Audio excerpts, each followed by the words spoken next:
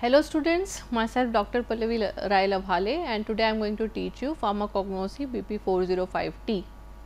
In today's lecture, we are going to study about the alphabetical, chemical and taxonomical classification of crude drugs.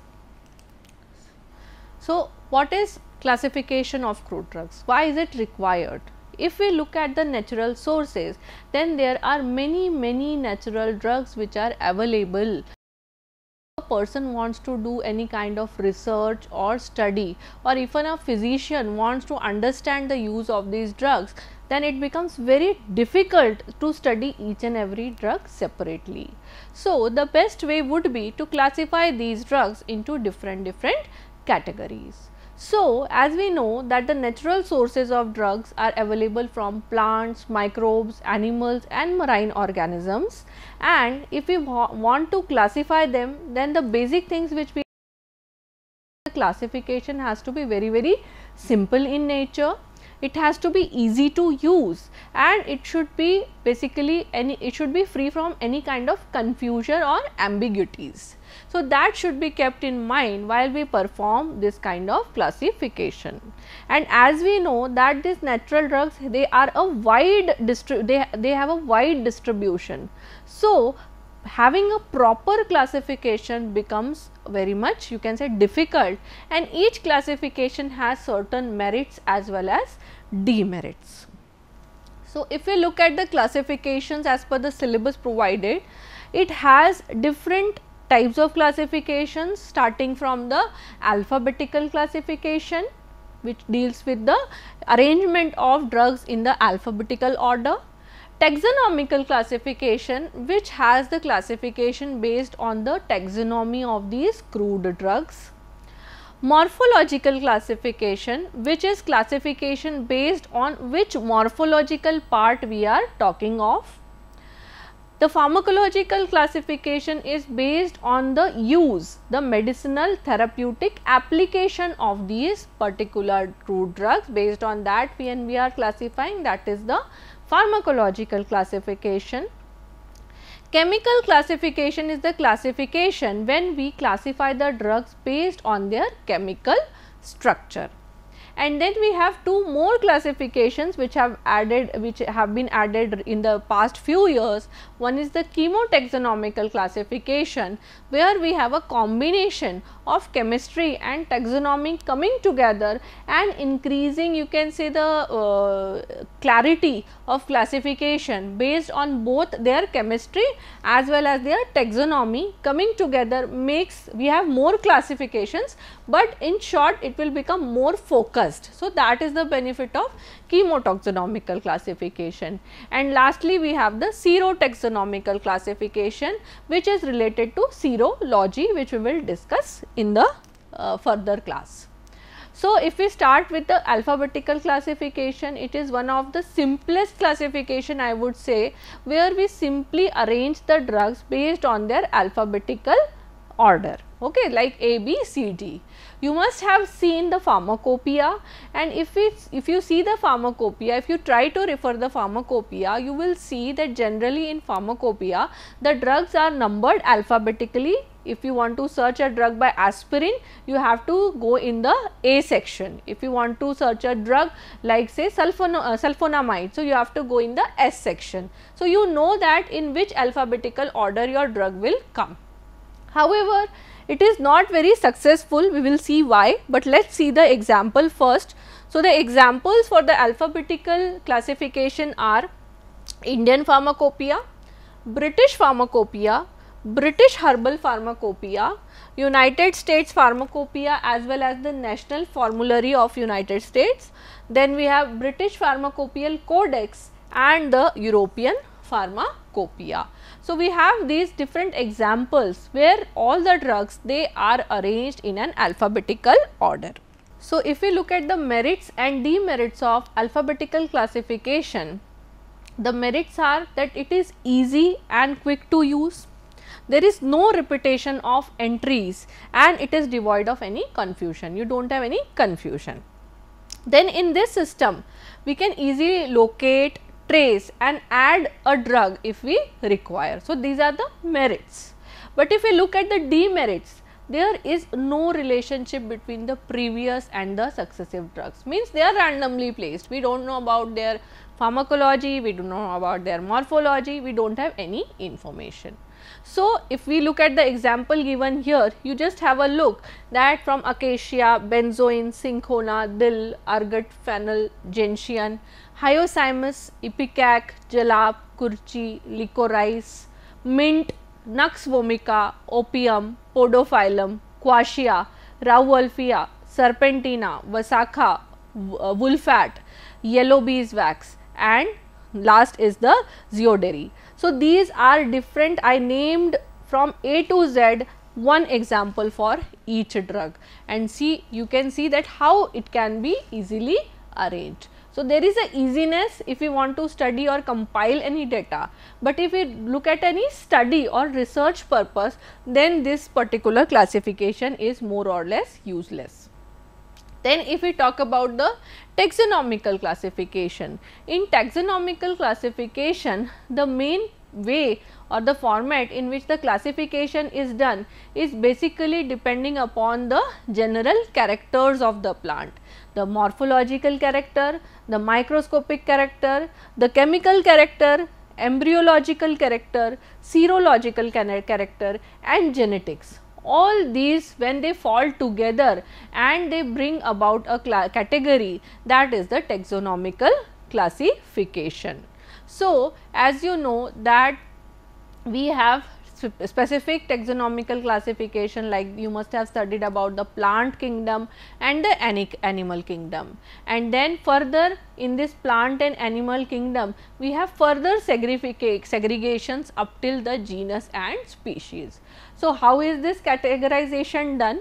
So, the plant kingdom and the animal kingdom, if we just take an example of the plant kingdom and we try to further classify them, then comes the class. And in class we have two types of plants, one is the angiospermae, which are the plants which produce flowers, and second is the gymnospermae, which are those which do not produce flowers. Okay. So, we have two classes. Further, each class basically is further divided. If we talk about the flowering plants, then in flowering plants we have the dicotyledonnae subclass and monocotyledonnae subclass. So, dicotyledonnae subclass is that class in which the seeds have two cotyledons, like you have green peas or the chickpea, chana, okay, it has two cotyledons, and monocots are what? Those seeds which have one cotyledon, for example, rice or wheat or maize which have a single cotyledon. Further, after subclass comes the superorder. So, superorder is somewhere when the related plant families, they come together, they fall in the superorders, and the dicots or the dicotyledonnae subclass, they are classified into 6 different types of suborders. Okay. And monocotyledons, they are divided into 4 subcategories of the superorders. Further, these superorders generally end with -e. For example, Rosidae, Asteridae, etc. After superorder comes the order, and each superorder is further divided into several orders, and these orders generally end with -als, like Rosales. So, Rosidae family, in that one in the superorder Rosidae, we have one order which is the Rosales. Then in taxonomical classification, further it is divided into family. Now, you must have studied in botany earlier that each flower has a floral formula, means the arrangement of the 4 whorls, the calyx, corolla, the androecium and the gynoecium. So, that arrangement determines the floral formula of a particular plant, and we have different plants having a similar floral formula. So, such plants which are having similar floral formula, they fall under the similar family. Okay. So, each order is divided into families, and these are the plants with many botanical features in common, in which one is the floral formula, and are the highest classification normally used. The number of the families, it varies, because mainly there are 150 families which have been identified, but certain researchers, they have further categorized these 150 families into 500 you can say subfamilies. So, this is, you can say, one of the widely accepted category, because generally the similar families have similar chemistry also. This is generally. Further, after family comes the subfamily. So, a family can be divided into further different kind of families. For example, we have Umbelliferae is a very huge family, or Leguminosae is a very huge family. So, they can be further divided into smaller subfamilies for better understanding and classification.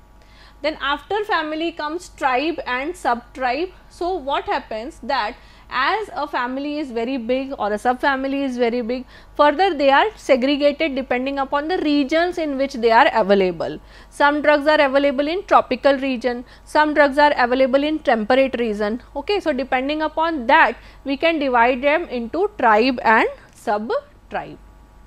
And then comes the genus. So, genus is, you can say, in a family, when we are able to recognize a separate category of drug, we call it as a genus. Okay. And further, this genus is divided, which is, you can say, the lowest classification is the species.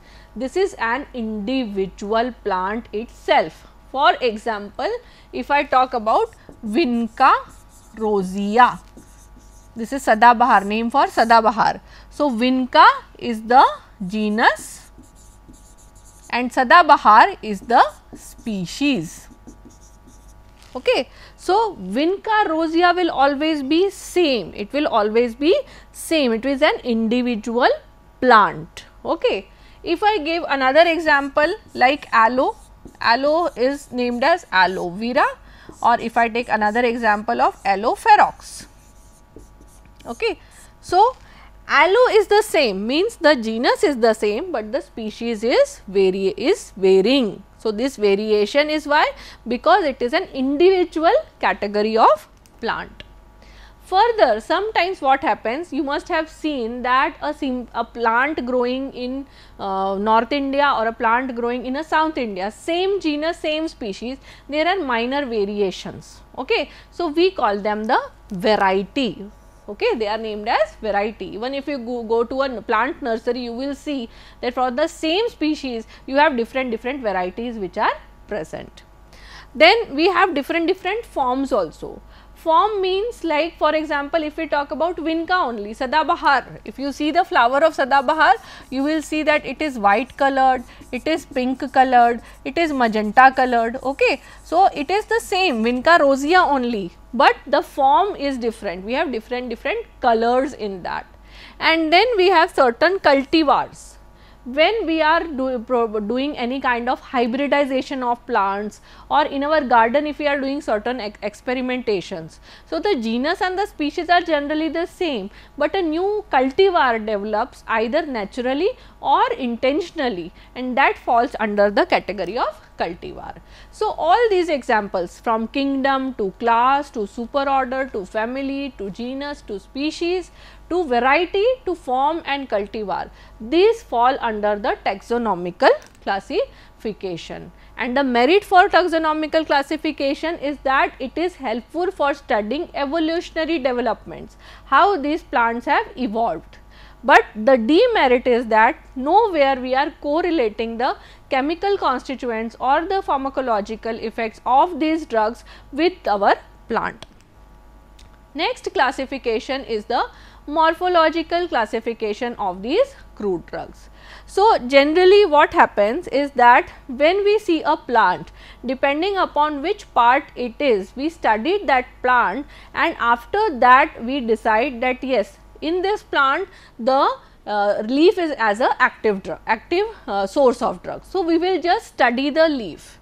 If we have a flower as the main active drug, so we will only study that flower portion and not the entire plant. So, here the classification is based on which part of the drug is used as a basically main chemical constituent. And as we had discussed in the last class that the crude drugs, they are of two types, organized drugs and unorganized drugs. So, here the first classification is based on this, that whether it is having the cellular structure or the acellular structure. So, if we talk about the organized drugs, so organized drugs I have taken few examples. For example, wood. If we talk about a tree, in the trunk of tree we have the central pith, which is the wood. Okay. So, wood normally contain many excretory products of the plant in them stored as it is. So, the examples for that is quassia, which is a bitter drug, sandalwood, we call it chandan, okay, and then red sandalwood also, which is also a type of a chandan only, that is lal chandan. Okay. So, they are the sources obtained from woods. Then if a drug is obtained from leaves, we categorize them as leaf drugs. Example, digitalis, eucalyptus, tulsi, vasakha, coca, etc. Okay, coca gives us the chocolate also as well as cocaine also. Then barks of a plant like Arjuna bark, then Ashoka bark, cascara, cassia, cinchona, etc. The flowering parts, for example, clove, pyrethrum, saffron, etc. So, clove, you know, it is a dental analgesic, pyrethrum, it is an insect repellent, okay, and then we have the saffron, which is the kesar. Then we have fruits like amla, anise, bale, baheda, bitter orange peel, capsicum. Then we have seeds like bitter almond, black mustard, cardamom. Roots and rhizomes like aconite, ashwagandha, colchicum, diascorea. The entire plant and herbs like ephedra, bacopa monaria, endographis, kalmeg, etc. Hair and fibers like cotton, hemp, jute, silk, flax, etc. So, these are all the organized drugs. If we look at the unorganized drugs, we have dried latex like opium, we have dried juice like aloe, dried extracts like agar, wax like beeswax, gums like acacia, resin like asafoetida or hing, volatile oils like the turpentine or the coriander oil or peppermint oil, fixed oils and fats like castor oil or the coconut oil, cottonseed oil, etc. We have animal products also coming under the unorganized drugs like beeswax, cantharides, cod liver oil, halibut oil, etc. Then now we discuss about the merits and demerits of the morphological classification. So, the demerits of the morphological classification is that it is more helpful to identify and detect adulteration. The study of the system of classification is more convenient for practical study, especially when the chemical nature of the drug is not clearly understood. The demerit is that the main drawback of our morphological classification is that there is no correlation of the chemical constituents and the therapeutic effects, and many times the repetition of the drug may occur, like if a drug has its leaf used as drug and at the same time root used as drug. For example, if we talk about Glycyrrhiza, Lycorrhiza, Mulethi, its stem as well as root both are used as drugs. So, where do we classify them? So, there is a repetition of the drugs happening. So, that is the demerit. And next we come to the chemical classification of these drugs, and in chemical classification we mainly classify the drugs based on their chemical constituents. So, as we discussed that the plants, they generally have the primary metabolites and the secondary metabolites. So, here we classify those drugs whether they are containing carbohydrates, fats, minerals, alkaloids, glycosides, tannins, carbohydrates, saponins, etc. So, here we are not going in detail of the morphology or the taxonomy, but we are mainly discussing only the chemical constituent. So, here the few examples are in alkaloids, Cinchona, which is an anti-malarial drug, Dhatura, which is again used as, basically it has multiple uses, but it is anticholinergic in nature, Vinca, anti-cancer, Ipecac is a emetic, okay, and then Nux vomica. Then we have carbohydrates and its derived product, example acacia, Tragacanth, starch, isabgol, which have multiple effect. For example, isabgol is a laxative drug, starch is generally used as an excipient, as a pharmaceutical aid, okay. Tragacanth and acacia are gum drugs which are used mainly in preparing creams or emulsions. Then volatile oils are those oils which evaporate at room temperature and have a essence or a smell.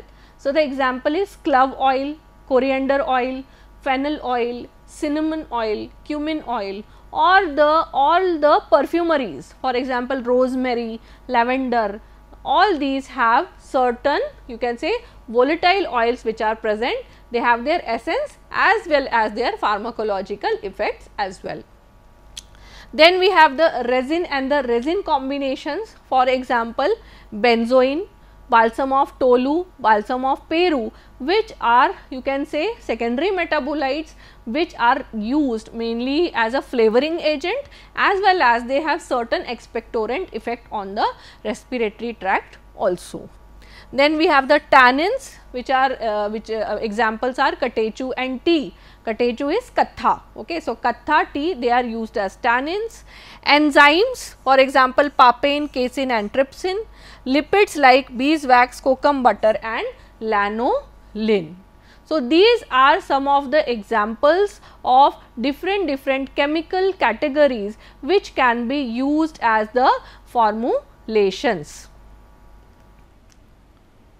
So, the merits of the chemical classification is that they are very popular in nature because of the phytochemical studies. They have to do very less phytochemical studies, because of that mainly not very less, we have to mainly focus on the phytochemical part of a particular drug, and we do not focus on any of the morphological or any other part.